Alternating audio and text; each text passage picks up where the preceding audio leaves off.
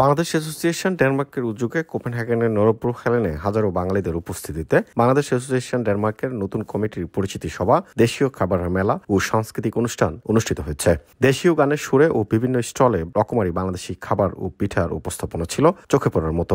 নতুন প্রজন্ম বাংলা সংস্কৃতি ও ঐতিহ্য সম্পর্কে জানুক, এই ধরনের উদ্যোগ তাদের কাছে বাংলা সংস্কৃতির সৌন্দর্য তুলে ধরবে বলে মনে করেন নির্বাচিত কমিটির সদস্যরা। অনুষ্ঠানের শুরুতে বাংলাদেশ অ্যাসোসিয়েশন ডেনমার্কের সভাপতি শামসুল আলম অনুষ্ঠানের উদ্বোধনী ঘোষণা করেন। ৭১ সদস্য বিশিষ্ট কার্যকরী কমিটি ও ১১ সদস্য বিশিষ্ট উপদেষ্টা পরিষদকে পরিচয় করিয়ে দেন বাংলাদেশ অ্যাসোসিয়েশন ডেনমার্কের সিনিয়র সহসভাপতি বেলায়েত হোসেন বাবুল।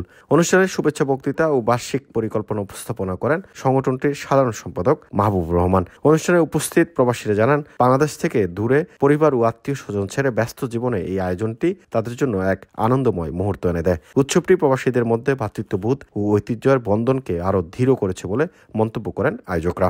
উৎসবের অন্যতম প্রধান আকর্ষণ ছিল ২১ মাসে নতুন প্রজন্মের বাচ্চাদের জন্য চিত্রাঙ্কন প্রতিযোগিতা এবং মনোজ্ঞ সাংস্কৃতিক অনুষ্ঠান। বিভিন্ন শিল্পীদের মনোমুগ্ধকর গান পরিবেশনায় দর্শকরা দারুণভাবে মেতে ওঠেন। পরিবেশনায় ফুটিয়ে তোলা হয় প্রবাসে থেকেও বাংলাদেশের সংস্কৃতির টান।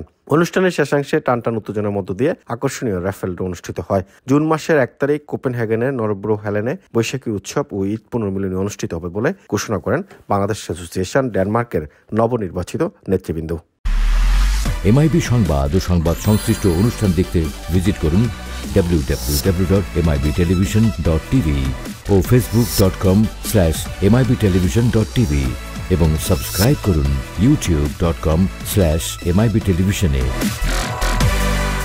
এমআইবি টেলিভিশন, সত্য খবর, সঠিক খবর।